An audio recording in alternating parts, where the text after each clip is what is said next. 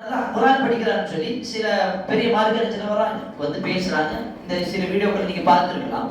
வந்து பேசிட்டு சொல்றாங்க, அந்த நேரத்துலலாம் வந்து கண் தானம் பண்ணக்கூடிய அந்த விஷயங்கள் நடந்தது.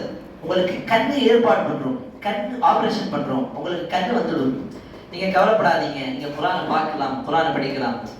ஹாஃபிஸ் குரானுக்கு நான் படித்த இந்த குரான் என்னுடைய கண்கள் மூலமாக பார்க்க வேண்டும், அதெல்லாம் ஆசைப்படுவாங்க.